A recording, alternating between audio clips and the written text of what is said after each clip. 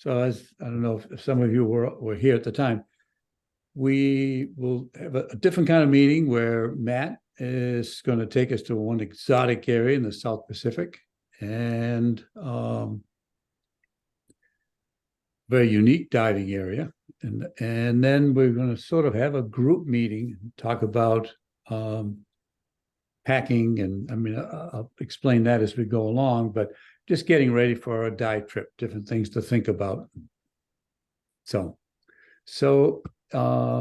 Matt, if you would like to begin, we could plug you right in.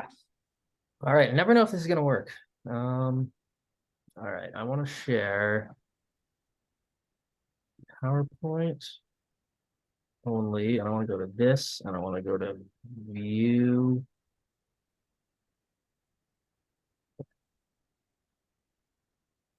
View slideshow.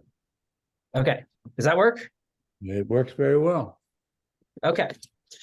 So, about 5 years ago in 2019, in the middle of the pandemic, a couple friends and East Coast Divers people got together and said, you know what would be a good idea?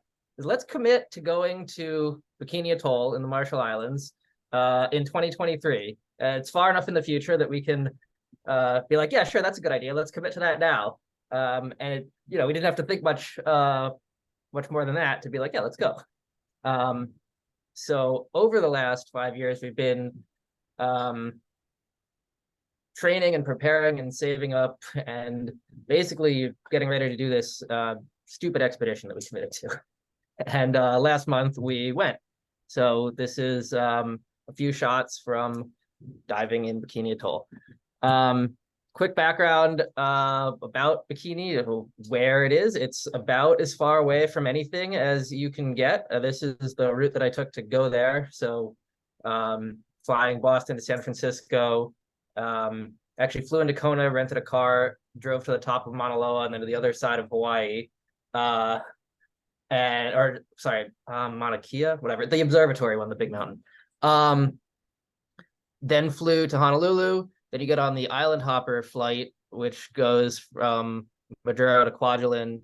It actually doesn't fly to Bikini. That last leg is a 30-hour transit on the boat.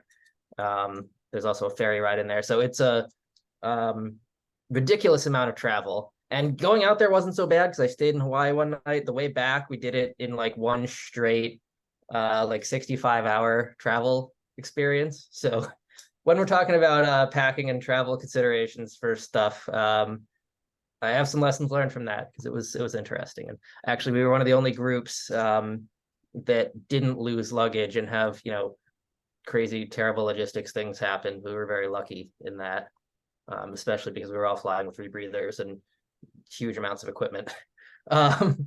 So why go all the way out there? Well, because there's a pile of these enormous epic wrecks, all within about a mile of each other in relatively deep but relatively warm, calm, diveable water. So it's a range of World War I and II ships, U.S. and captured ships that were sort of unneeded at the end of World War II. And at that point in time, as the war was ending, the United States had only exploded 3 atomic bombs, the one in the Trinity test in the desert, and then 2, I have to admit people in the waiting room, I guess, and then the 2 over Japan. So there were a lot of unknowns about how nuclear warfare would work in the future. So what they did was, the US government did, was find the most remote place they could, kick all the inhabitants off the island, bring a bunch of obsolete ships out there and blow them up with nuclear weapons to see what would happen. And that is what happened. So that's, the famous pictures of this test. I'm sure if any of you are history buffs at all, you've seen all this. That's the USS Saratoga in the foreground, outlined against the Shockwave. That's an 880-foot aircraft carrier. So these things are all pretty close to the blast. And interestingly, while a lot of ships were sunk, they generally actually survived pretty well. And a lot of the ships didn't go down until the second blast, the Baker shot. And they kind of learned that, like, it's actually pretty hard to sink a fleet of ships with a nuclear weapon. They're pretty impervious to wind and waves and things. And so in these tests, they had these ships fully loaded with equipment, airplanes, provisions. They were in battle-ready condition. So when they went down, everything was on them. And because of the remoteness and because of the radioactivity, everything is still there. Nobody has plundered these for artifacts. So they're really amazing things to dive. Okay. Oh, there's another picture. This one's interesting. You can see the vertical stripe on the right side of that mushroom cloud. There's some debate out there about whether that is the USS Arkansas, a giant battleship being lifted vertical, or whether it's just smoke being blown out of its stack. But the Arkansas is one of the wrecks. It's upside down, more intact than you would expect if it was actually lifted out of the water like that. But that is the force that we're dealing with in these explosions. Okay, so a little bit about the diving. We were diving from a liveaboard, the truck master from Master Liveaboards. This is all rebreather diving. So there's a picture of me. You can kind of see my equipment pretty well. Diving my lightly modified Prism 2 rebreather with 1645 trimix diluent and 2 aluminum 80s for bailout. One of them is a similar trimix deep bailout, and the other is a deco bottle with 50% in it. And I don't know how many of you guys are tech divers or want to go or not, and are curious and want to have the whole tech conversation. Feel free to ask questions. I'm happy to talk everybody's ear off about that. And then on the bottom left, this is a pretty typical dive profile.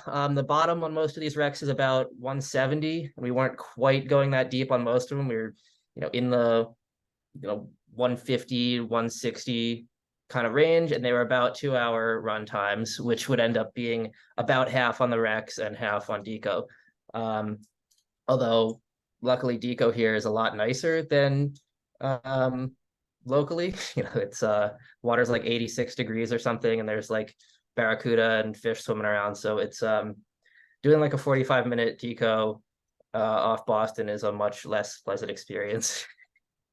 All right, so on to some pictures. I'm gonna start with this one because this is kind of my one that got away shot. I really wanted this picture of the bow of the Saratoga looming in the distance with a diver there for scale, and I just couldn't get it to work. I was having all kinds of issues with my dome. It's really at the end of its life. My wet mount dome wide lens, it's scratched to crap, so the camera was only focusing on the scratches on the lens, and the threads are all stripped out, so it kept falling off the camera, and I ended up having to wrap the threads in electrical tape and jam it on there to try to get some pictures, because you don't have a lot of stuff to improvise with in the middle of the Pacific. On to some better pictures of the Saratoga. This is the bridge. It had these covered portholes, or I guess they were like shutters they could close for battle conditions, where they just have a little slit to see. This is the binnacle compass here in the middle. And you can actually see on the floor all the glass porthole covers that you would never see on any other wreck anywhere. So pretty neat. The other thing is the bridges of all these ships were surprisingly small and surprisingly bare compared to modern ships, where you expect to see tons of controls and screens and things. They really just had the command happening from here, and all the other instruments and controls were elsewhere. They would just sort of watch from here and give orders, which kind of interesting. Also on the Saratoga, this is one of the smashed airplanes in one of the hangars. So Saratoga's about half of it is a giant aircraft hangar, and it was really everything on the ship was to support this fleet of aircraft. And there's some more better pictures of slightly more intact aircraft that were on deck that got blown off, but this one's kind of cool because it's in the ship. A little bit deeper into the ship, this is a lathe in the machine shop, which as a kind of mechanical engineering nerd, I thought was the coolest thing. The machine shop on this ship is huge, which I guess makes sense if they're trying to service a fleet of aircraft in battle. But multiple lathes, milling machines, scrapers, grinders, all that stuff in there. And this is a relatively easy penetration. It's like a room and a half in. Other people on the trip were doing some really intense, like 45-minute down a hall, down a staircase, down another hall kinds of penetrations. And you can go on YouTube and see videos of that. I don't have pictures of that stuff and didn't do it, but for the cave divers among us, there's some really crazy stuff in here. You can get all the way to the sick bay where there's a very spooky like dentist's chair and instruments and all that stuff. Okay. Here's one of the aircraft that was blown off the deck. This is an Avenger torpedo bomber. It's lying in the sand. This is pretty deep. It's like 165 or 170, but really cool. And we're kind of experimenting with different ways to do some lighting with our spare flashlights. That's Henry Chipola, if anybody knows him. Matt Peters, my other dive buddy, also on a different one of the, I think this is also an Avenger. There are a couple planes. They're mostly Avengers. Up there on the sand. These pictures are really random in the order here. This is a manta ray on the USS Lamson, which was a destroyer. This guy came down and hung out with us and swam with us. Really wasn't afraid of divers, maybe even interested, and spent a good amount of time just swimming along the wreck next to us. And that was really cool. This is another shot. I really like this one. This sort of weird floating ballet kind of composition with that manta. Yeah. Moving on. This is underneath the Apagon. It's a really large submarine, and the stern is still sitting on its sort of rudder post, and you can go underneath there and get a neat shot with the propellers. There's a lot of these whip corals growing on the wrecks. Another interesting thing to sort of see here is how much life there is and how everything is kind of growing back and creating an ecosystem on these, basically horrible weapons of war that were sunk in a horrible war act, right? I mean, at least, it wasn't a battle, but it was a lot of people were displaced and a lot of radiation was released in this whole thing. So it's nice to see nature coming back a little bit on some of these. This is another just example of the sort of artifacts that are just strewn all over the place that you would never see on local wrecks, at least. These lanterns with intact glass and things. There's a little to the right here. I don't know if you can see it. You'll never really be able to pick it out in the picture. There's also a gas mask in there.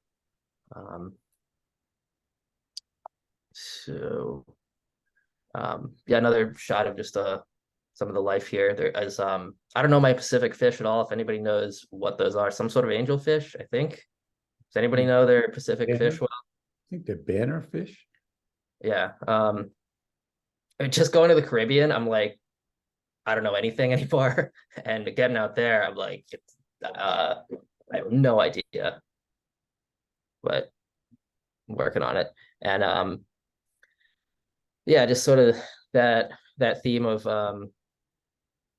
nature kind of growing back and recolonizing our weapons of war here. You can see that's the landing gear of one of those Avengers with the dogfighting gun in the lower left and the bomb bay open, and those do have bombs in them.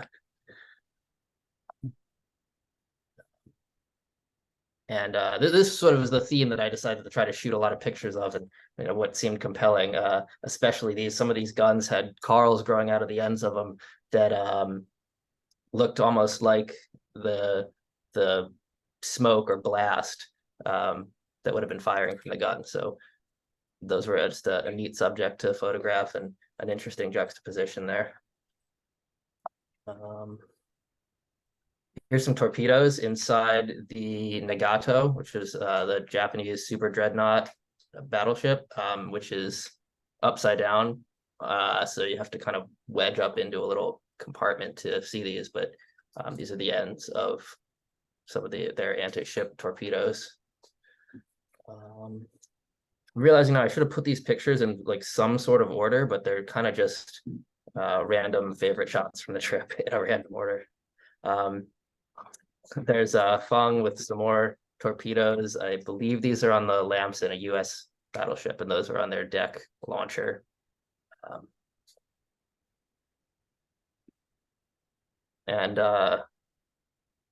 Yeah, another example of the Carl sort of growing out of one of these guns in the same pattern as the Shockwave.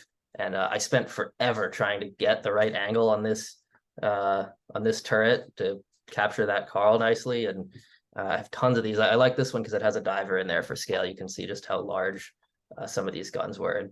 And I believe this is the turret on the Saratoga. It's just forward of the island, the bridge. And these are like 5 or 6 inch diameter guns. The Nagato has 16-inch diameter guns that are really, really huge. I don't have a great picture to share of those, but the scale of some of the weapons on these ships is just mind-blowing to see. The Nagato's guns are, I believe, 55 feet long. So, yeah. And without the wide lens working right, it was hard to get pictures that really capture the scale. This is one. This is the Arkansas, and just the size of the 3 propellers that push that almost 1,000-foot long ship. Pretty cool to see. And I think I'm getting to the end here. This is 2 buddies with the conning tower of the Apagon submarine. Again, the one with the propeller picture. So I think that's all I've got. Does anybody have questions, comments, stuff you want to go back to and look at again and talk about? Those are great. This was terrific. Thank you. You had, like, you know, a long dive and then a 45-minute deco. Yep. How many dives could you get in a day? We were doing 2 dives a day. So we do one of those 2-hour dives and then roughly a 4 or 5 hour service interval, and then another one with a similar profile. Oh. So when you were in the bottom, was there any sense of urgency that you had to hurry up and because you said you were waiting to with one of the guns to have a diver come there? I mean, did you have to? Were you in a hurry, or could you just take your time? You know, only that we wanted to dive our plan, that we'd you know, if we committed to doing a 2-hour dive, we don't want to, you know, do a 2.5-hour dive because then people on the surface are worrying and things. But that's the nice thing about the rebreather, and like really the nice thing about the rebreather, which are super annoying in a lot of ways, is you're essentially not worried about that. I mean, your limitation is the amount of bailout gas you have. So if something goes wrong with the rebreather, you don't want to end up with so much deco that you couldn't get back with the open circuit gas you're carrying.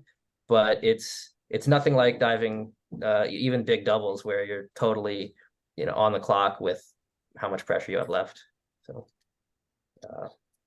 yeah, it was interesting to do these as dives that were really only possible on rebreather. So, you know, most of the other things that I've dived, you could get away with, you know, some crazy plan with doubles, and this was like, especially the overhead stuff, you really just couldn't do it open circuit. Pretty impressive.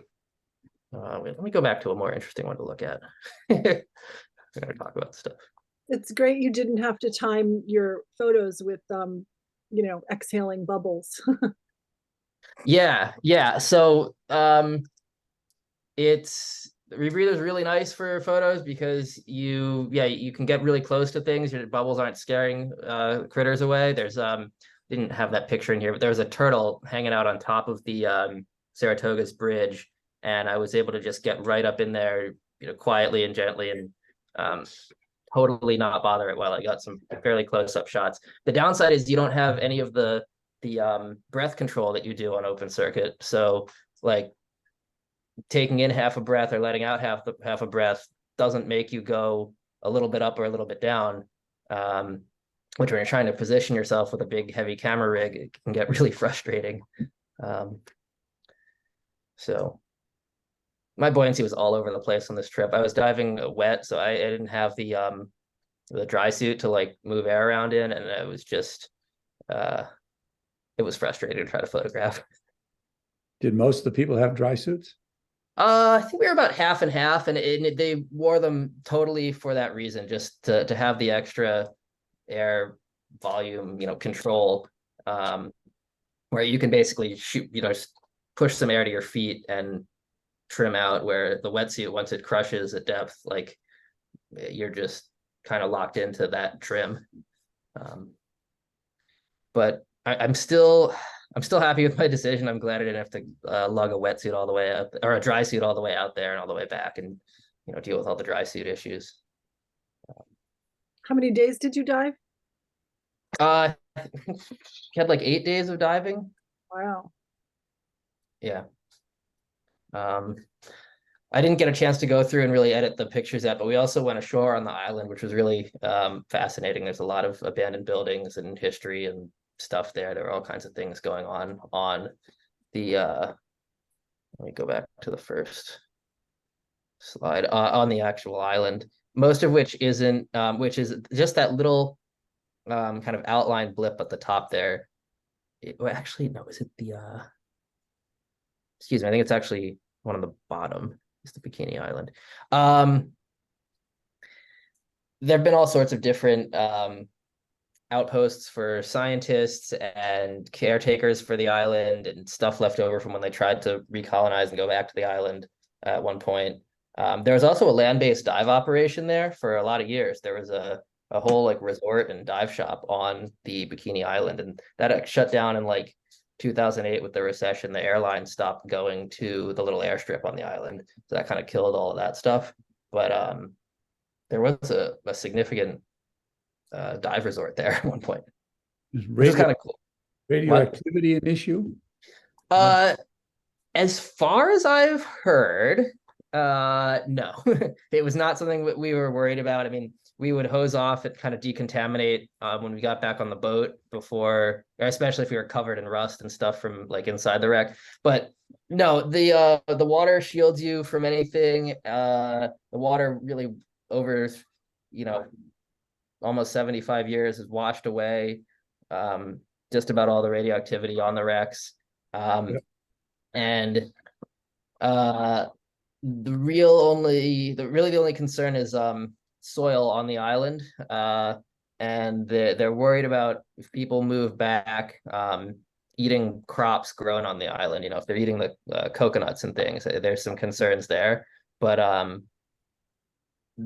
there's even some reports, like papers that suggest that you're receiving less radiation hanging out on that island than you would hanging out in any big American city, just because there's significant radiation from like the kind of regular background sources like coal, smoke, and granite and things. Well, definitely less RF radiation. Yeah. But even ionizing radiation, it's not really a concern. So I posted earlier, I was very lucky to have lived on Kwajalein for 7 years in the 80s. Oh, really? A group of us before there was any kind of resort there just took off in a friend's fishing boat, and we did that ride from Kwaj to Bikini and got to dive there. And Really? What we found and heard is that, again, it's the cesium that gets pulled up by the breadfruit, and that's why they couldn't repatriate the island, because that's what became poisonous for people. And they would not eat it because it looked and tasted fine. But yeah, my diving experience there was pretty amazing. Yeah, I'd be curious to hear, how the recs have changed since you were there. I'd love to like, Honestly, nothing like that. The Saratoga looks exactly like it did. Some additional coral growth because I think they've had such few divers to break and things. But I felt like I was diving right back there again, like when I did in the late 80s. So Huh. just gorgeous. Yeah, that's really cool. I wish I could have spent more time on Kwajalein because like both Kwajalein and Majuro are just such interesting, strange places. I would have photographed there. They are. I But, was talking with my colleagues that are on Kwajalein just today. Hmm. Unfortunately, none of them dive. I can't even imagine. I mean, I was in the water at 3 o'clock every day. We'd get off work and head Yeah. to the marina, and we were in the water every day at like 4 o'clock. Yep. Yeah. It's and Quad is, of course, it's restricted because unless you have a sponsor, it is still a military base. So, Yep. I don't know if they have any kind of provisions where people can stay on island anymore, but it was pretty incredible between the wrecks and the reef diving there. I feel like a very, very lucky person. But your pictures of Bikini bring back my trip all over.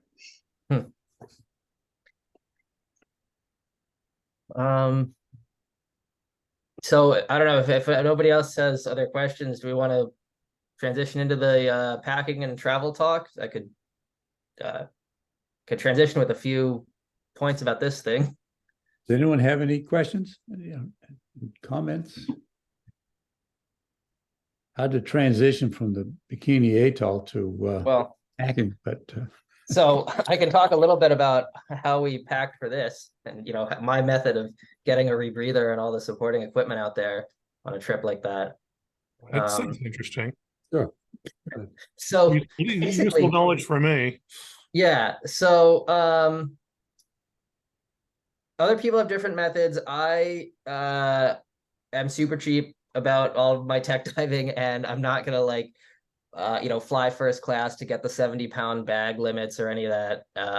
So what I end up doing is I have 2 check bags, which I will generally cram with as much of the light, bulky, not delicate, not expensive stuff as I can. And then I fly with my carry-ons at a little bit bigger than they're supposed to be, but I've never had a problem with that, except for that when I physically can't fit them under the seat. So I'll have a backpack and a little rolling suitcase that are jam-packed to be as heavy as possible with all of the expensive, dense stuff, cameras and lights and the rebreather. I used to fly with the rebreather in a check bag, but in our group, we've had, I think, 3 rebreathers damaged that had head floods right after diving or right after flying. So like all the electronics in the rebreather fried, and that is really bad. So I only will bring it as a carry-on now. But luckily it fits or semi disassembled. It fits in a carry-on rolling bag, and I've never had TSA get upset about it. They seem to know what they're looking for, and this isn't what they're looking for, and they'll let it through. You don't have to tell them it's a vacuum cleaner. The key thing that I found to tell them is that it's like cave diving life support equipment, and then they're like, I don't want to touch that. If they understand that that it's like a not regular scuba stuff and that it's life support equipment, that they'll generally just not be inclined to want to take it apart, which sometimes they do try to I don't know, really tamper with things and disassemble stuff. But I'll have that little rolly bag up to like 50 or 60 pounds with the rebreather and all the regs and all the heavy stuff in it, because there isn't a weight limit on the little carry-on bags most of the time. So that's check with the airline that you're flying, but usually they don't have a weight limit. So if you're playing the weight per bag game, carry on all the heavy stuff. Yes, do. Some will weigh your bags, the carry-ons. Yeah, I've run into that. I've never had a flight where they do that. I checked before, but you know, if I don't see anything about it, I'll just make that bag crazy heavy. And I hope they don't all start doing that, because that would totally ruin my ability to fly with all the junk I want to bring. The other big tip from this trip, I had two. So people lose bags on this all the time, especially on that island hopper flight, because it just goes island to island to island, and they have to take the right bags off at each stop, which they don't always do at the little airports. So one is I got air tags and put them in the bag so I'd know where they were, or at least if they got lost, I could know what airport they were at. And the other thing is people wrote the airport name of the destination they're going to on the bag. They, you know, blocked it out in big letters with duct tape or something, just so that they knew that those bags were going to Quad. I think those are my packing tips, with stuff I learned from doing this. If anybody else wants to go from there, I've been talking long enough. All right. I'm Well, gonna stop sharing. thank you, man. Thank you very much. Yeah, now we'll go to, let me jump into this and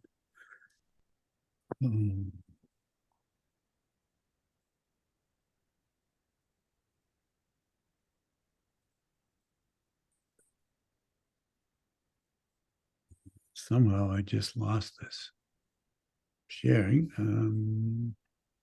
Uh-oh.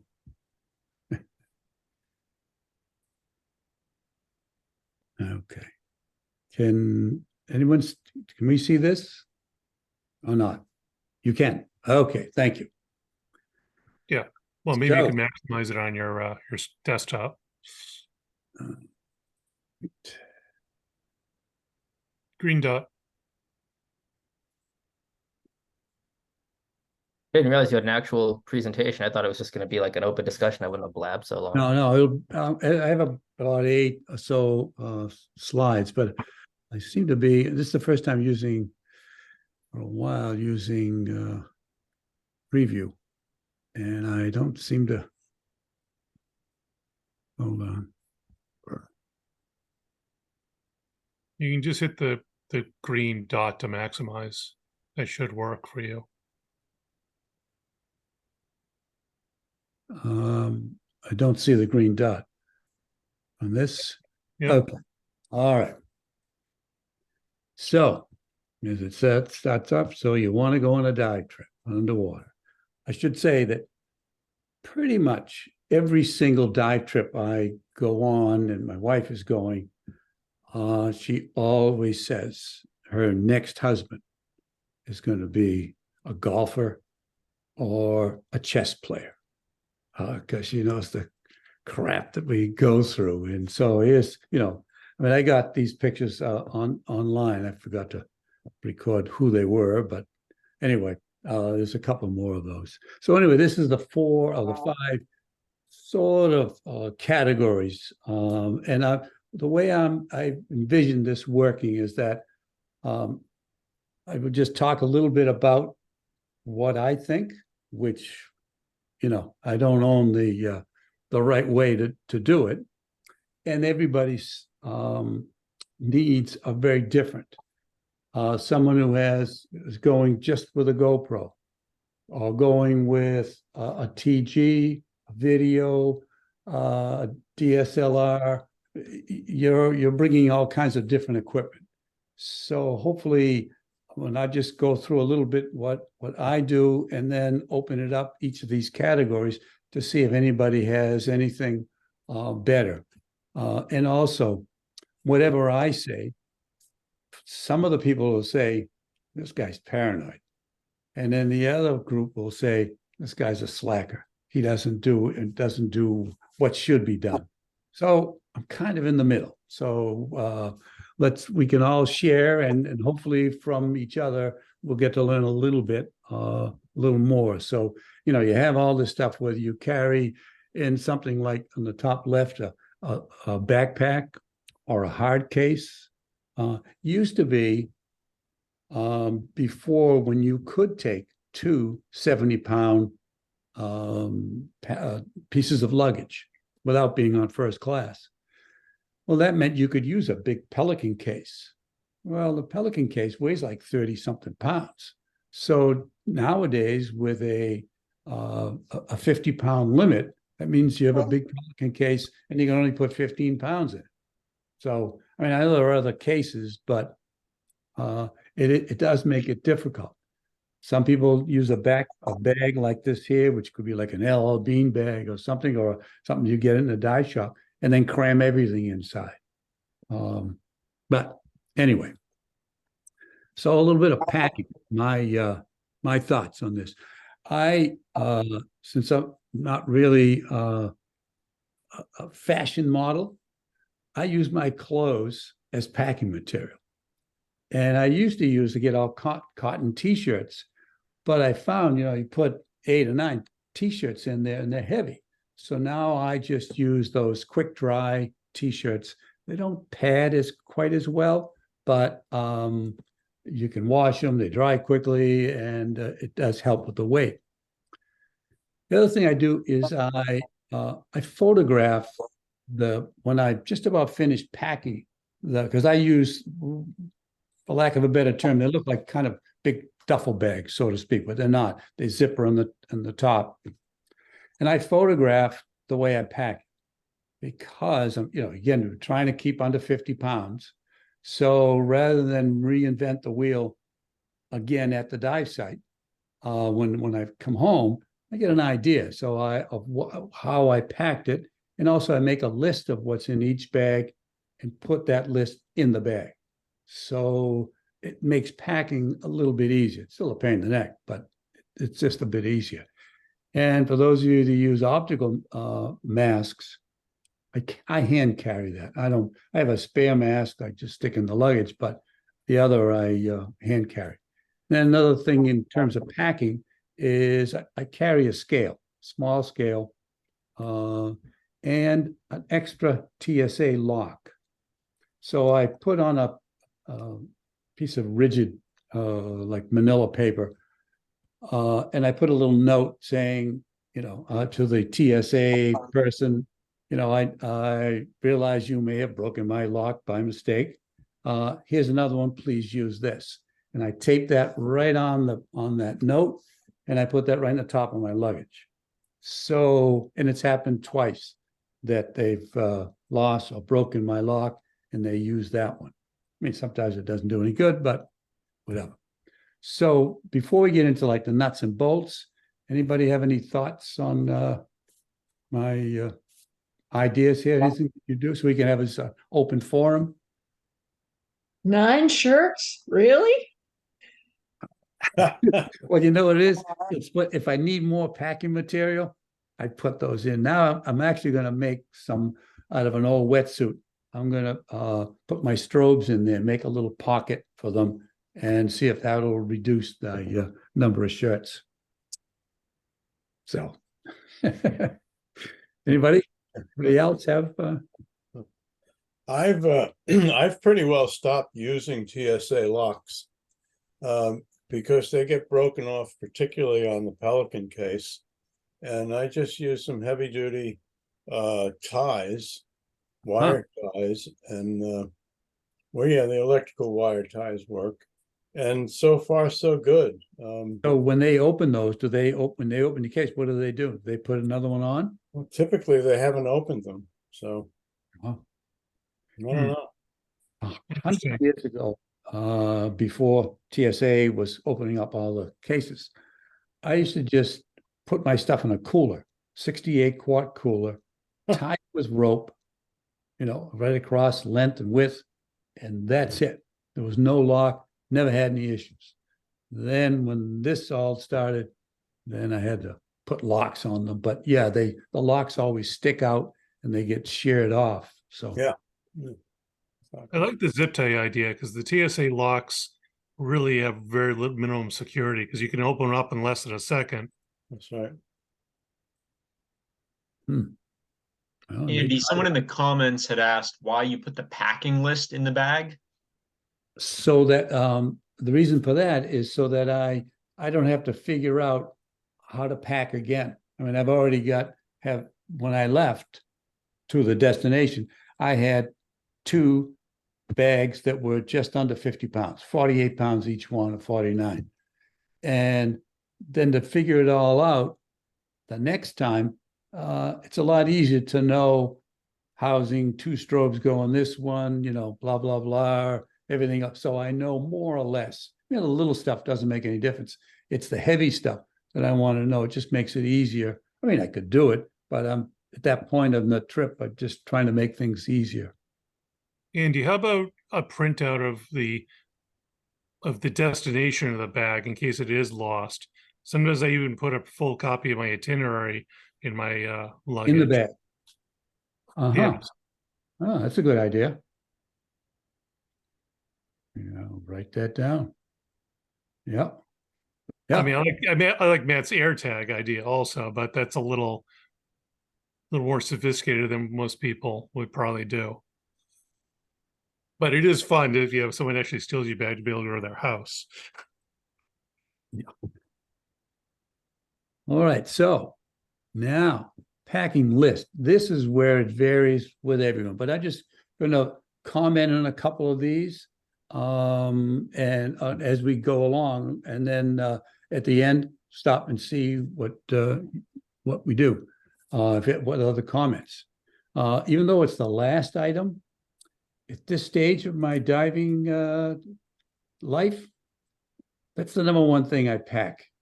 Ibuprofen, just to keep this body going. That's so.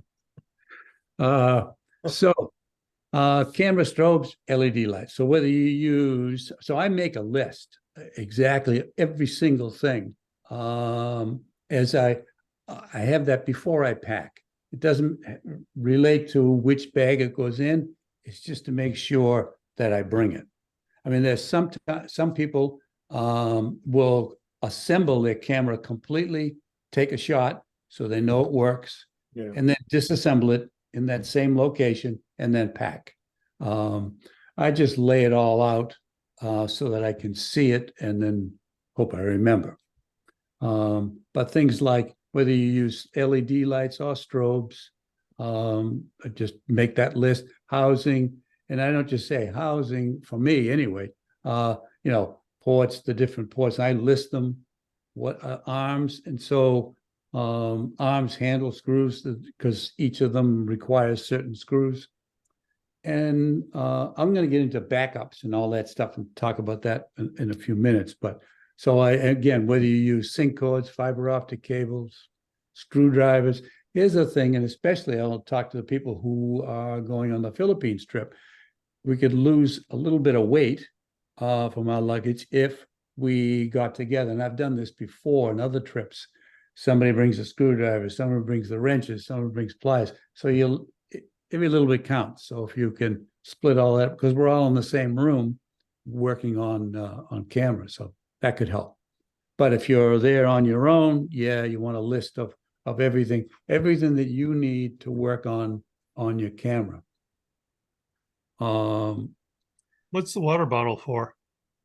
Because when you go, a lot of times you go to a resort and they have filtered water, but you can't drink the water in the room, which I know in the Philippines is probably the same case. Those of you that are going in the Philippines, yes, there's plenty of drinking water at different stations. So, but if you want it in your room, bring a water bottle and that helps. I mean, if you're on a boat, a lot of times the dive boats will give you a bottle or a mug or something with your name on it. But and then cards, I make sure I have a list of, that I bring, DAN card, certification, all that stuff. And for sure, airdrops, because you're in a especially if you're going to the tropics, because that'll let warm air, warm water, and you get ear infections all the time. So I have 2 lists. One I have if I'm diving in Maine and Canada for an extended period of time, and then tropical. So that's how I. This is by no means the ultimate, but it's a start, and we'll get this if anybody's interested. We'll make list of everything here available, and then you can add to it. But I think it's important to have a packing list so you don't forget things, but bring the packing list with you, because then when you're there and you realize, oh yeah, I should have brought such and such. Well, you can write that right in and then make an updated one when you get home. So learn by error. One essential piece of gear that I always bring is a power strip. That's I was about to say Yeah. that. Yeah, Yeah. I'm gonna, that's in another odds and ends thing, a power strip. and we even from this past trip decided to make like a little laminated card as kind of a shortcut for shore diving, because you think you know what you need, and then somebody didn't throw the boots in the truck or something. So just like a simple laminated card so we can check it off, Yep. when we're on, Yeah, not- good idea. Yep. You might do this as well, but I add super glue and electrical tape as well as wire ties to the list. Yeah, electrical tape. I that's a good idea. And super glue. Yeah.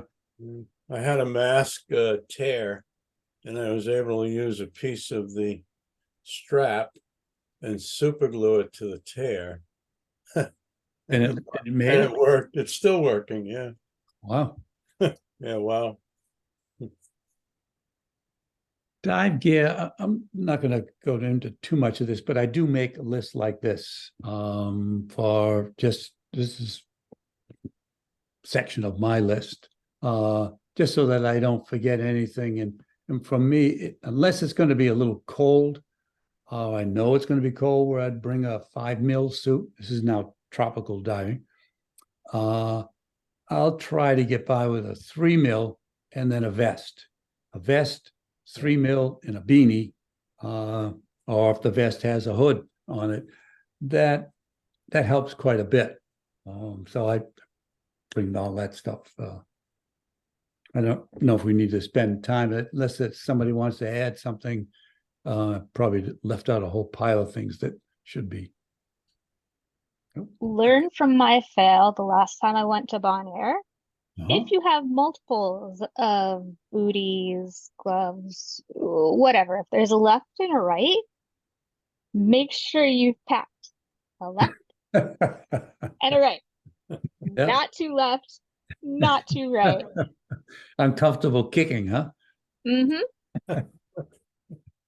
And double checking weight pockets is always a good idea too. I know that's a very Uh-huh. easy thing Yep, to yep. forget for local divers, that I just leave my weights in one spot altogether and never take the weights out of the pocket. So Yep. those are very easy to forget when traveling. I'll just write that down in mine just now. Good. These are the backups. This is where the paranoia is exposed. I have backups for everything, because the way I look at it is if something is crucial, then I make sure I have a few of those, unless it's super expensive. I'm not going to bring 2 housings, but if something is unique, it is integral. Yeah, and it's when you think of what you're paying for the flight and the trip, to buy an extra 1 or 2 of these is easy. So, and if it's small, I have 2 extras. So, things like, battery charger. I always have an extra one. I'm charging 8 batteries at a time, so I'm using 2 chargers. So then I'll bring 3 chargers, just in case something should happen. And the same, like sync cords. I was talking to Luis a little while back about that, fiber optic cables. I bring a couple. I have a couple that are okay and 1 other one, and I just bought 2 more because they don't weigh anything, and all you need is something they're fragile, so it's easy enough. Extra batteries for a dive computer. I'll bring a couple of those. Again, they're all just a little small coin batteries. And I'll bring the components for an extra arm. So I use ball joint arms. So I'll bring a couple of sections and a couple of the extra ball joints that connect them, so that if anything goes wrong with any one, I can replace any of that. And I know that some of you use different O-ring grease. I know I have some blue O-rings. Those of you that have anything CNC, you have those blue O-rings. You cannot use the regular O-ring grease on those. Vice versa is okay, but you can't go to use the regular O-ring. So I make sure that I have plenty of that. I don't use silica gel or the moisture munchers. I know a lot of people do. Again, that's something that's inexpensive, light, and small. Just get a handful of them, throw them in your bag, because it would help. And the same as battery chargers, anything, a cable, like for my laptop. So whether you're using a laptop or a phone or a tablet, I have extra cables for extra charging cables. Mostly, you might find someone on the trip that you're on that may have a backup, but it's better just to have an extra one for sure. And we really get into the realm of paranoia, the hard drives, what you feel comfortable with. And if you listen to Erin Quigley from Go Ask Erin, she said, unless you have it backed up 3 times, you don't have it backed up.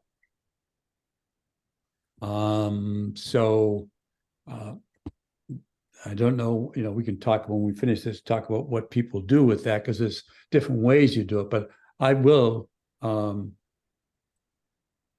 back it up onto 2 drives. I used to do 3, but I have now figured that I will do the 2 hard drives, and then the 3rd one gets everything right from the camera right to there. So there is no, because sometimes I'll do some editing, and then so hard drive 1 and 2 are the same.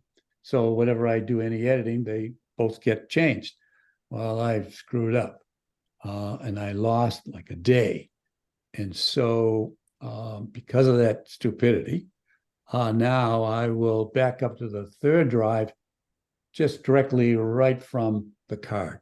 So I won't, I'm not backing up so much as I'm adding a new day's shooting into that, so that if all else fails, at least I'll have one hard drive that has everything, all the stuff that should have been deleted, the other hard drives have deleted, but just to as a little safety. Card readers, I mean, if you have a lot of compact, whether SD cards, compact cards, whatever kind that you use, have several of those, and then card readers, at least 2. That's what I will have is 2 at least. And after having on the trip to Cuba with Mike and Ellen Garvey, I had a little trouble for a while with some batteries. So, a while back, probably now a couple of years now, Mike did a whole presentation on batteries, rechargeable batteries. So what I have done is I've bought a complete set of batteries that will be new for that trip. Because you use the batteries, and like all of you, you make a dive, you charge the batteries, make them charge. So they've been charged a pile of times. So now I just bought, and because I used 2 strobes, each one has 4. So to go in the water, I'm using 8 batteries. So I bring 3 sets. So that's 24 batteries, brand new for those strobes. So I'll have 1 charging, 1 in the camera, and the other one to soothe my paranoia. So anyway, any thoughts on backup stuff, that something I missed? Or Jimmy, you're clearing your throat. You got something important you want to lay on me here? No, I don't know what's in the throat. No, I've had a battery charger fail. I carry two, sometimes three. No. I've loaned them. I'm having trouble at home with rechargeable batteries. They just don't, and some of them are from Amazon. So I don't know, they just don't seem to last very long. Anybody else experience that? What kind of, is it the Amazon battery? Well, or- these are the Amazon, yeah, which I'm told probably aren't very good to begin with. Probably. Yeah. Yeah, Any- off-brand batteries are never a good idea. Yeah, Try looking at the AnyLoop. yeah. That's a pretty good battery and they last a long time. But So the Not the only- Interloop batteries, their claim to fame is long shelf life. right, That's it. Nothing else. Oh, yeah, that makes sense. Right, yeah. So if you Leave want a them on the battery, shelf. if you want to put a battery in your fallout shelter and have it good 10 years from now or 5 years from now, that's what you buy. But if you want lots of cycle life, then buy them from the mainstream manufacturers that have been making batteries for 20 years. like what, who would you recommend? Um,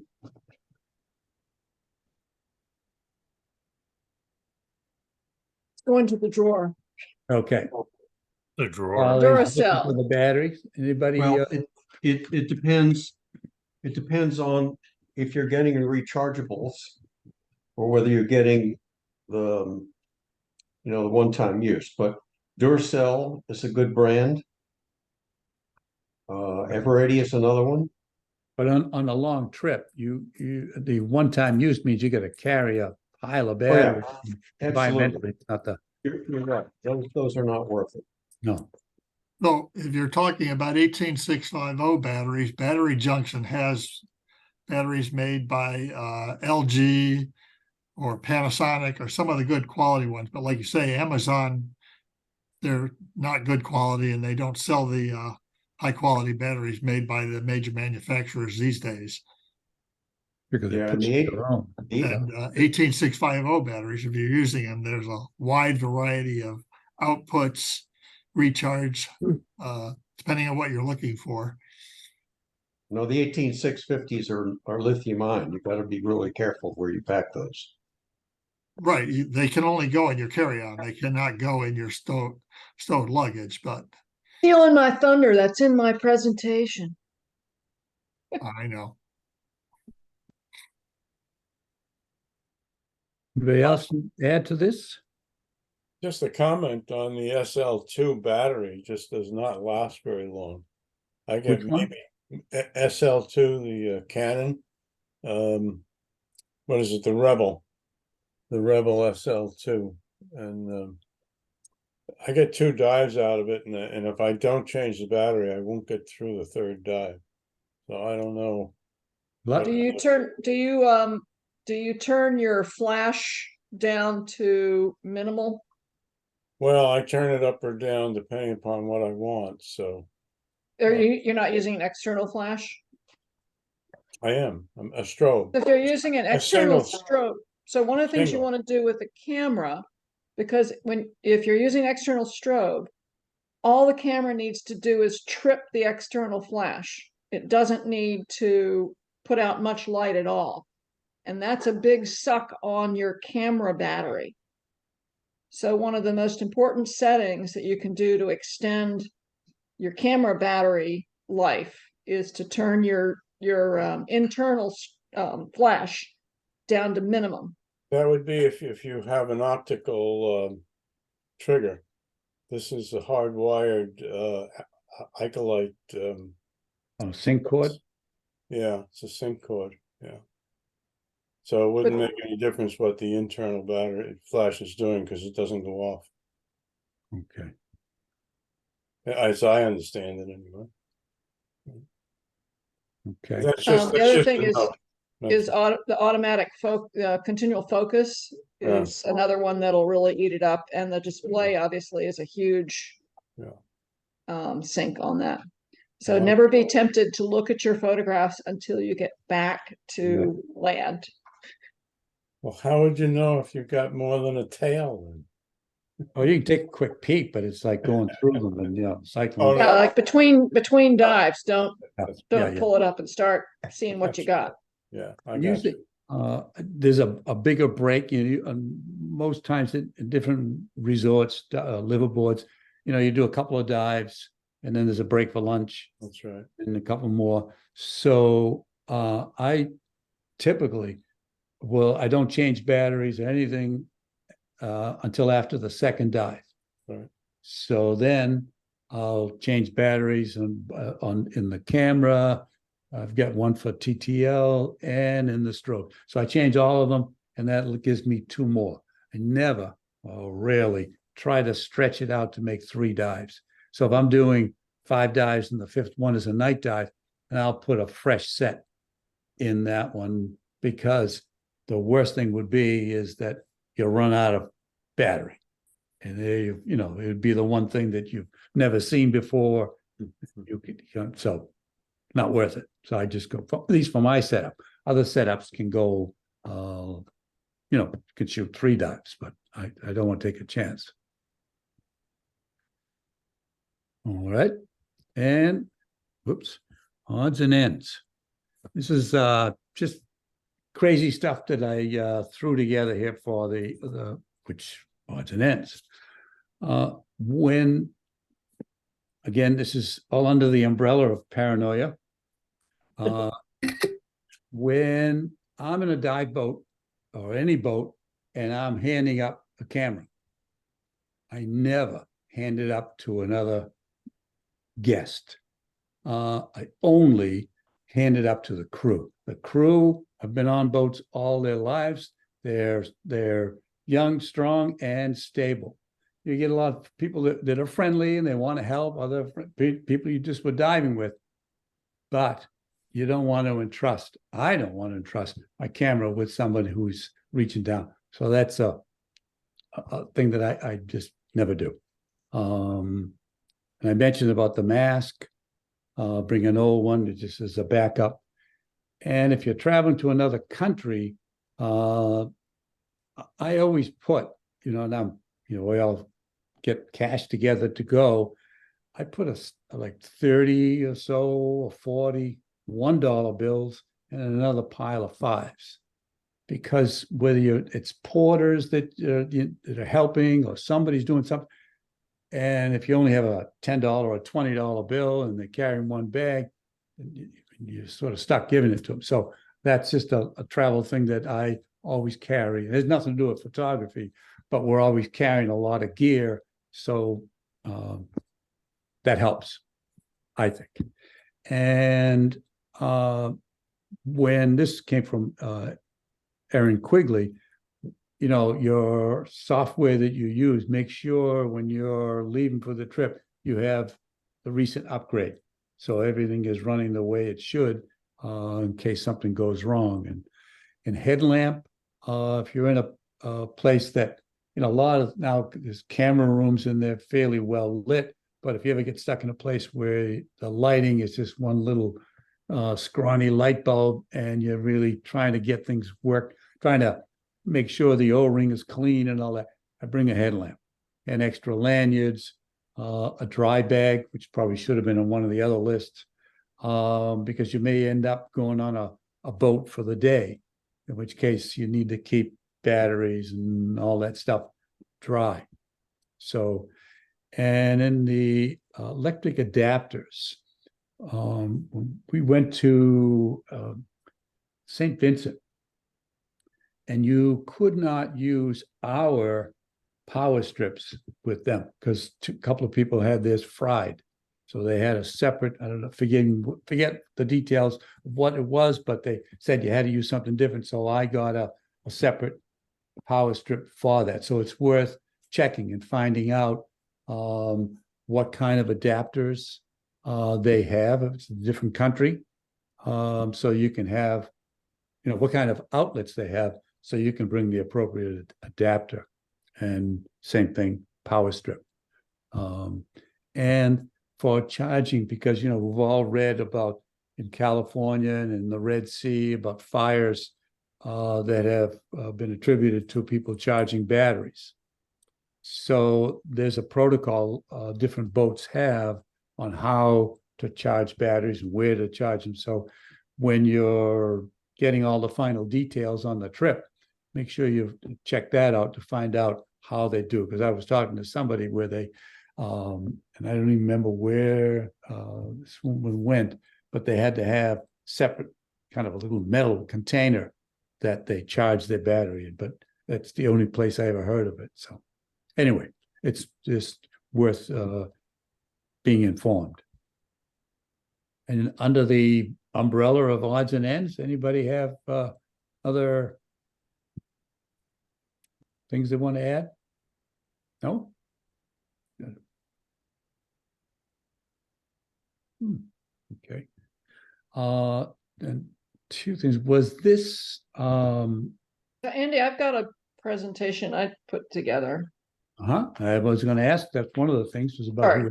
presentations, but yeah, what do you have? So you want me to, if I could share that? Oh, you mean you have it right now? Yeah, man, I came prepared. Okay. Okay, I'm ready. The Philippines?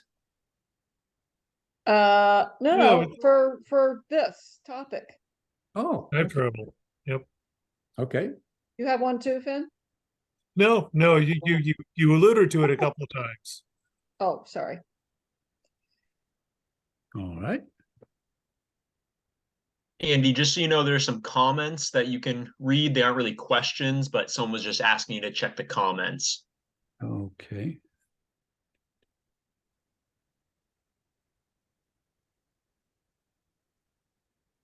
You want to do that or shall I go Okay. ahead? Let me just address these for a second here. Sure. I bring a collapsible vinyl bleach bag to, when I came on the boat, the crew maybe. Yeah. Jeffrey, that's a good thing to add. Jeff, I'll read his comment. It says he brings a collapsible vinyl beach bag to have his own freshwater bath for the camera on the boat. And the crews may be experienced, but sometimes they cram everyone's camera in the one wash bucket. Yeah. First off, when they do sell, I have one of those collapsible bags that you can just put in. Same thing, it looks like a padded cooler, but soft. But let's say you don't bring that. I mean, that's the best thing. But if you don't bring that, and I would suggest standing right by, like a mother hen. I don't leave the camera. I stay right by there. I, work the controls and but I don't leave there. I'm sure you all know Brian Scarry. Years ago, he had a housing, camera and housing in the bucket. Somebody came and just tossed the camera in and broke his port and flooded the camera. So rather than stab somebody on the boat, be a good idea to stay there right beside the camera. And then I'm very careful with that part, but yeah, that was a good comment. Let's see. Who else we got? Were there others that I missed? No? Up above that comment, I think I saw some others. Brings 2 spare battery caps and O-rings. So I bring 2. Well, you can all read these, I guess. So you don't need me to read them. Battery caps and O-rings to the States. Yeah, good idea, Jeff. That bringing the 2 spare battery caps. Yep, and the O-ring. Yeah, I mentioned O-rings, but I should have mentioned that as bringing extras. Those are again inexpensive, small. Because that way you can, if the battery compartment floods, you can address that issue. I don't find anything better rechargeable. Yeah, I use the Any loops too. I know that their strength is just for long term, but I've had fairly good luck with them. And okay, Jeffrey. So what, Jeffrey, can you tell us more about your device for your SD cards? You there? Jeff, is he? Jeff, are you? Jeff, you got to unmute if you. Could you unmute?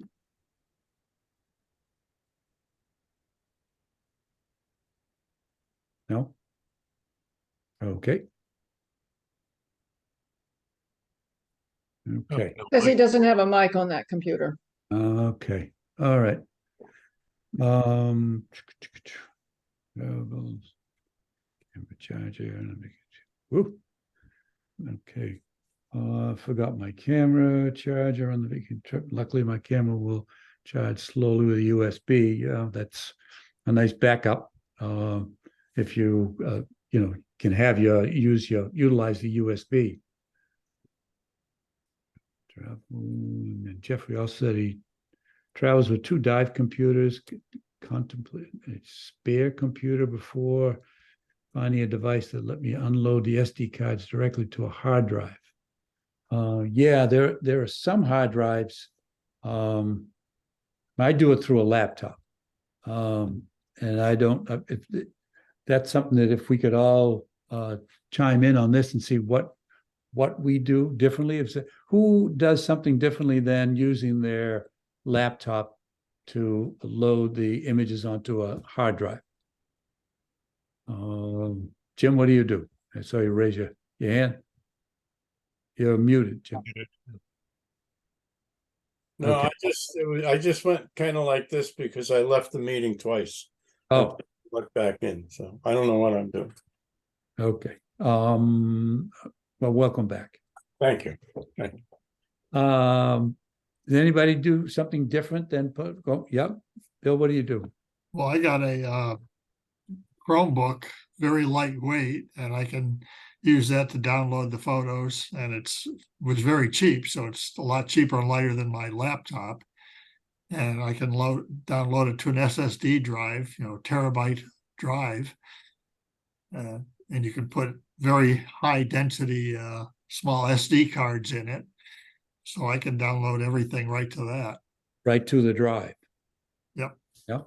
Well, I probably shouldn't do this, but I take an SD card per day, and I don't like to edit on vacation. So I don't bring a computer, and I just, fingers crossed, keep everything on an SD card, 1 per day, and have a shock-proof, waterproof container for them. So if I had something like a hard drive that the SD card could go in, I would probably use that, but I just haven't researched those enough, I guess. sounds like it'd be worth. I mean, I can see the reluctance to spend any time editing because it's a drag. You're on vacation, but you only have everything is in just that card, and there is no backup. I mean, it's no different than it was, a long time ago with film. You just had the cartridge of film, but today you have the possibility to back it up. So, it might be worth investigating that. I'll see if I can find some information on some of those. And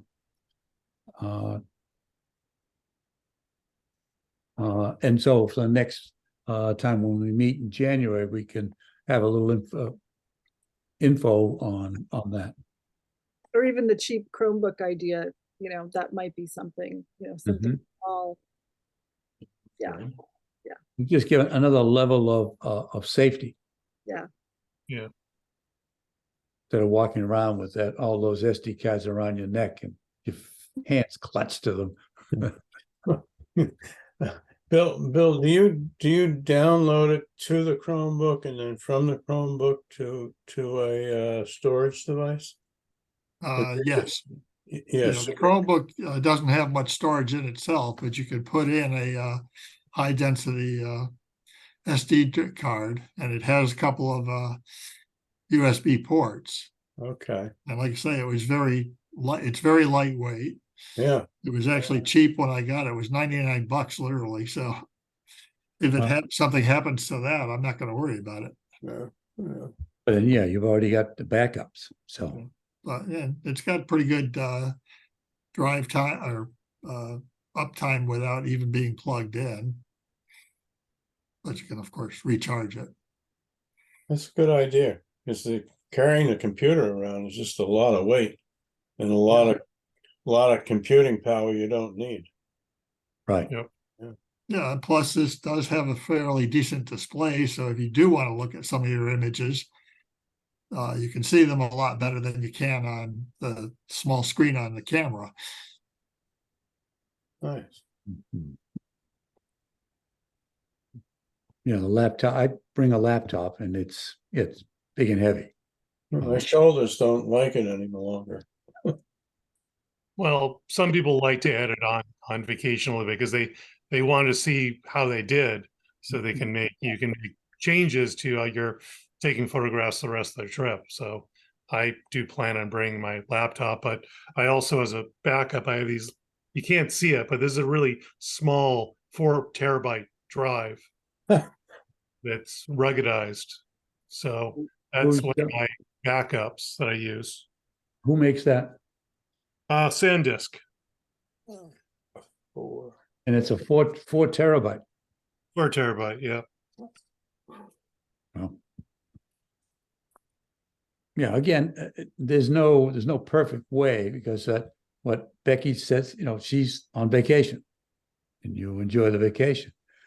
And we've all been on trips where you never see this person because they're back in their room just editing pictures, whether to post them or just something, but you're constantly editing. So you miss. You miss some of the trip by doing that. Yeah, exactly. I mean, it's hard not to look at them, but by Becky's way of not even bringing a device, just having the card, well, now you've kept yourself from that temptation. So, like I say, there's no one answer. It's whatever works for you. So, but I will see if we can find out about some of those hard drives. A long time ago, when they just coming into digital, there was a little device that was it was like a small hard drive, and it was real small in today's standards, but it had sort of a 1-inch square monitor on it, so you could see the pictures that were on there. So it gave you a little heads up, but you couldn't do anything with it. But at least you knew that you were getting something.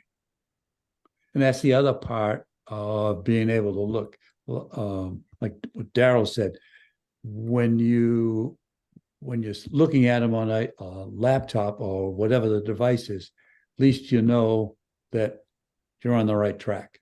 You're not keeping one strobe too close or whatever, making some mistake over and over again and finding out only when you get home. Can we transition to Ellen? Sure. Okay. So I started with the important thing, drugs. Was that doing drugs on vacation or? Oh, Yeah. I did this in our previous thing, but I thought it was worth repeating.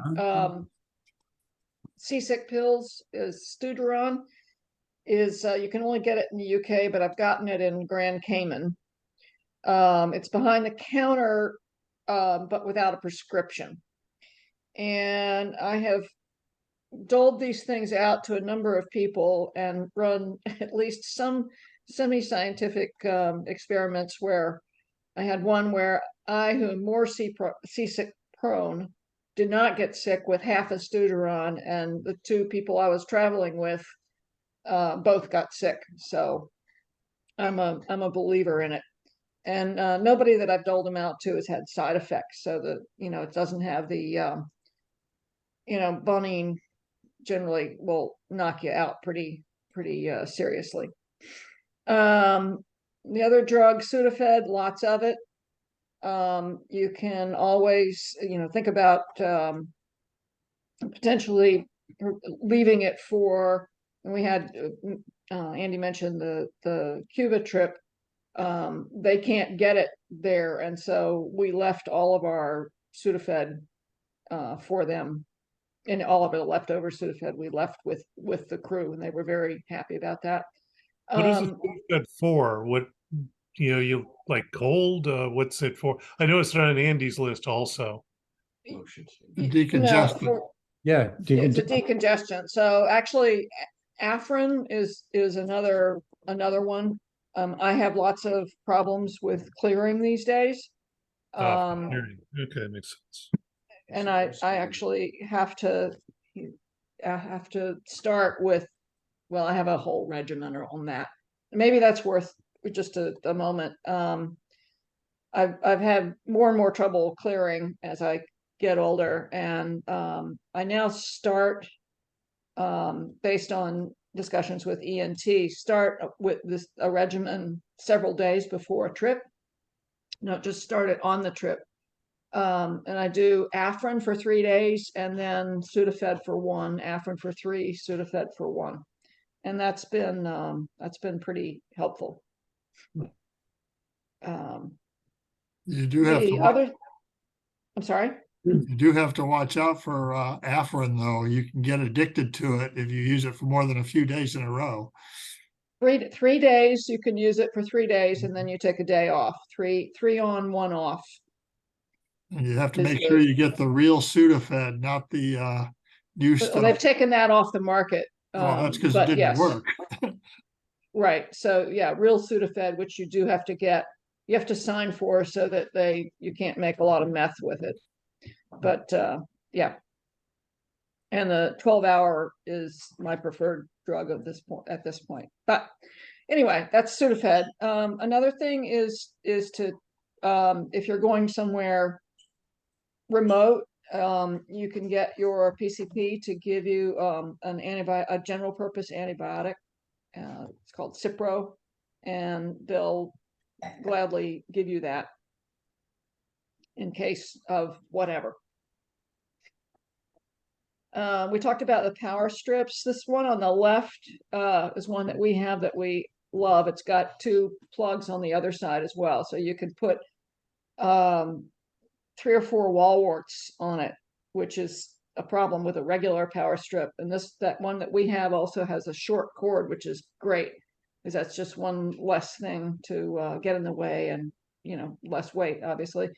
That one is not made anymore. I just went online while I was waiting for the meeting to start and found this thing on the right, which looked intriguing as well. But the key is to make sure that your wall warts can all plug in at the same time. So if you're charging those 8 or 12, you're generally charging 8 AA's for 2 strobes, and then my camera battery as well. So I need, that, and that doesn't count all the other stuff.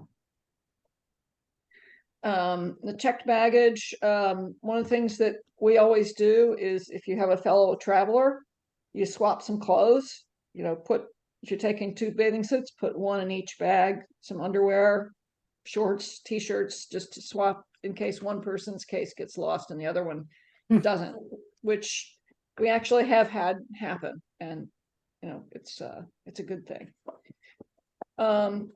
So we use small cable ties on the checked luggage, which can keep the zipper from automatic, sometimes the zipper will just take off and your stuff is left who knows where. The cable tie will help that. And it maybe would slow down a thief that's just going through quickly. If your bag is sitting there with a cable tie on it and the next one doesn't have a cable tie, they'd be maybe inclined to move along. And then if you use the small ones, they can be cut with a nail clipper, which you can, have in your pocket, as opposed to having to get out something more than that. And of course, if you're going to do that, remember to take a nail clipper. The luggage scale, I pulled up a picture of one, what they look like, the size of them. And that's great for balancing the weight between bags. If you've got 2 bags that are 49.5 pounds, which was generally where we are, lets you move stuff around. And we like to put the batteries in the side pockets of the bags so that when you're doing that half-pound balancing at the end, you can, batteries are obviously very heavy, and moving those around can help you out with that. And then it was mentioned of the lithium ion batteries. Make sure you know which batteries you have need to be in your carry-on as opposed to the check bag. In your carry-on, make sure you take a bathing suit. And I usually take my reg, but I noticed in a recent issue of Undercurrent, he suggested that your wetsuit was more important than your reg, because you can most places you can rent a reg pretty easily, but renting a wetsuit that's decent and yours would not be there. So I thought that was kind of intriguing. I'll have to think about whether to do that or not. Kind of tough putting that in the carry-on though. Well, yeah, that's true. You could wear it. There you go. That's In terms better. of paperwork, I like to take a hard copy and an electronic copy of the really important stuff. I think some of this was on your list, Andy: passport, DAN card, driver's license, medical, your vaccinations, dive card, maybe a dive log if you've got stuff that you want to reference while you're there. Look into medical insurance. Obviously, I think everybody here probably has DAN and knows about DAN, but look into whether your insurance will cover travel insurance. Some will, some won't. It's pretty easy to get a short-term rider for medical insurance for foreign travel. Money, I think Andy mentioned small bills. I'm going to add to that, make sure that all the cash is in good condition and not too old. Some places that you go will be using US cash, and they get very persnickety about it. If it's got any kind of a rip or bend or anything, they won't take it. And then the other thing that we ran into, and this was a new one, was when we were in Cuba, they don't have ATMs and they don't take credit cards. So we had great big wads of cash, and 50s seemed like a really good number, which it was, except that it turns out 50s aren't made very often. And the 50s the date on the 50s was too old and they wouldn't take them, which I thought was interesting.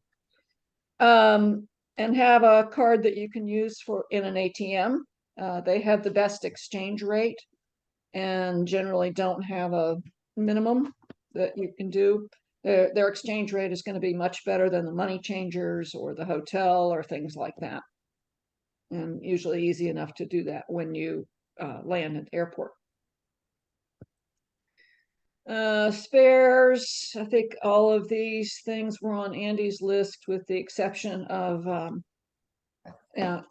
Undersea, close your ears. We take the parts from our last maintenance with us as spares in case of emergency. They're probably in reasonable shape, and the easiest way to get your hands on some spare parts for that. Headlamp, and then maybe even a small flashlight. This one seems strange if you're going to the tropics. I always take a fleece hat. Sometimes we need them, sometimes we don't. But boat rides, if you've got any kind of distant boat ride and you've got wet hair, it can actually get chilly even if it's relatively warm outside. And in fact, I think in Ambon, I ended up gifting my fleece hat to the dive master who was just sitting there freezing, and it was his birthday. So there you go.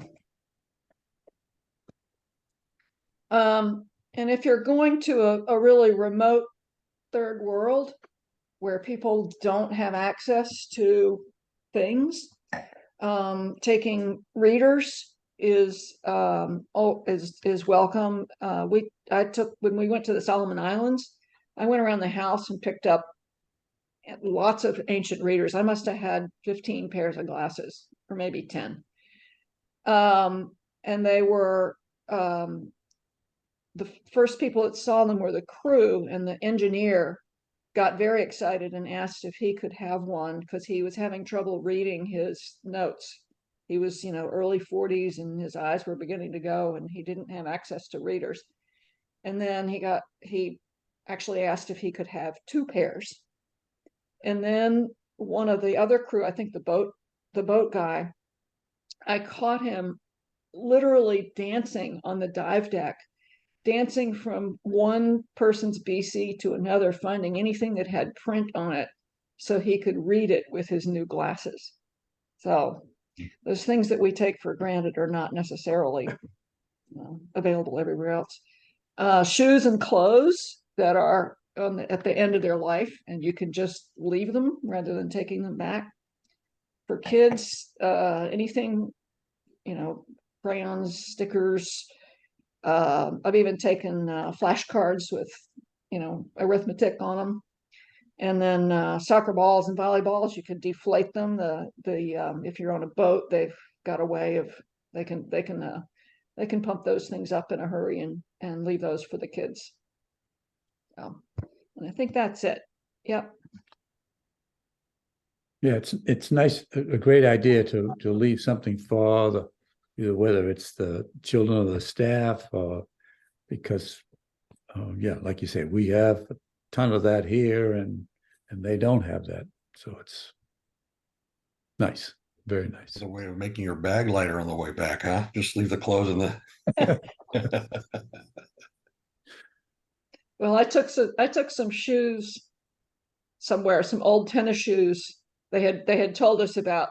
We were in the Amazon, and they told us if you can leave some clothes, the people there would really appreciate it. So I took these old tennis shoes, and there was some comment. I was talking to one of the other guests. Said, "Wow, those are really nice and white." She said, these are white shoes. I said, "Yeah, mine were white too at some point, but they weren't by the time I left them for them." But if they don't have shoes, then some stuff that we would reject is useful.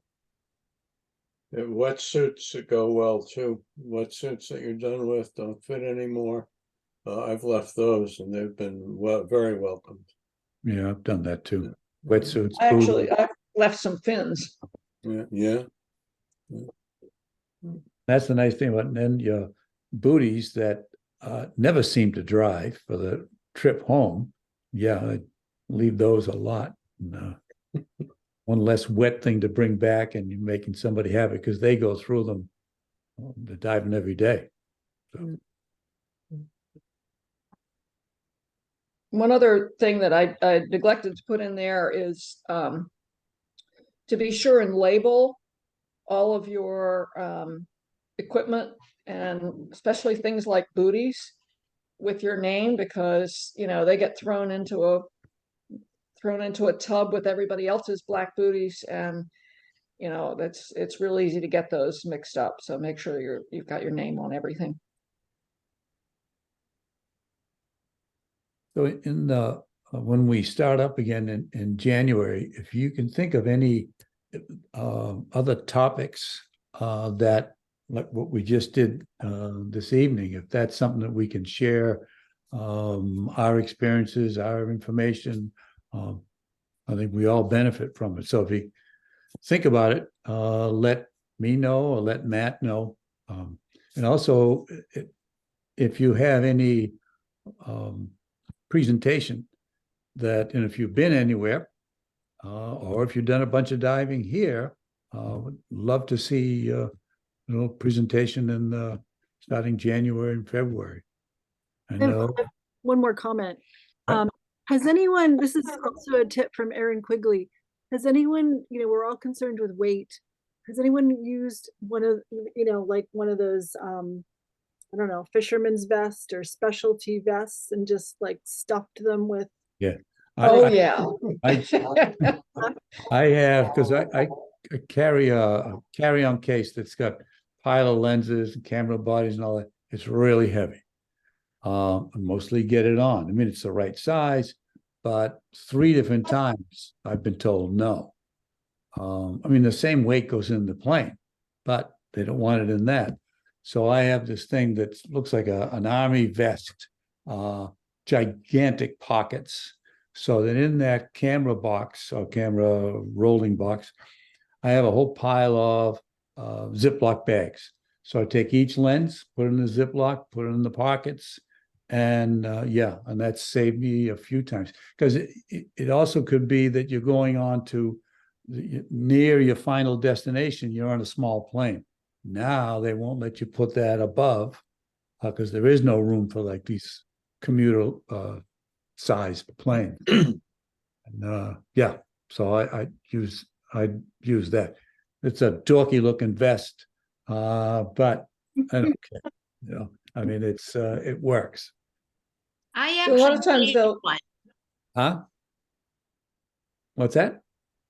I made a vest. Next time I'll take pictures of it and I'll show you what I did on my Philippines trip. The vest probably weighed 30 pounds when I filled it.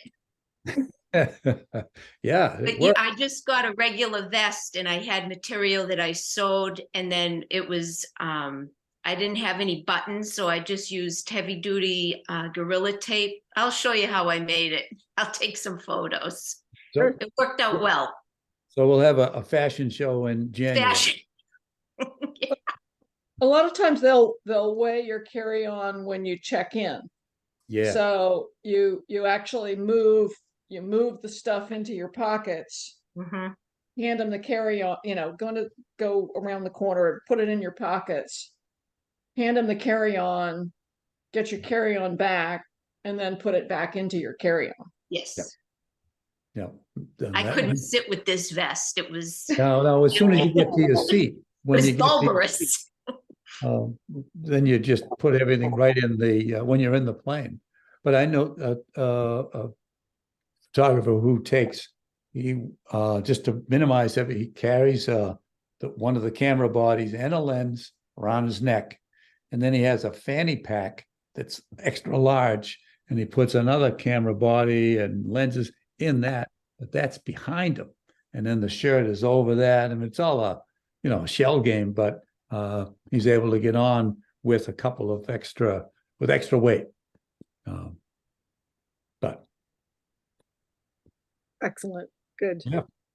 So how about destinations? So I know now, Luis, you're going to Little Cayman, right? So there'll be one from you Going to Bonaire in Bonaire. next Saturday, this Saturday. Okay. Then going to Little Cayman in January, beginning of January, and then the Philippines in April. So expect some presentations from you. And Bill, Right. you're going somewhere. Matt, you're going somewhere. I'm going through the screen right now and seeing. And Becky, you just came back from Bonaire. Once you look at all those cards, January, February, you're on. Who else has been out? Okay, no one else. And Liz, okay, good. Again, just let Matt know, and because we have plenty of open spots, and it would be great to see what people are doing. So, anyway, next November, December, of course, when we don't meet, and so have a great Thanksgiving, Christmas, if you celebrate Christmas. Anyway, the holiday season, enjoy. And we're ready to go in January. So have a good 2 months, guys.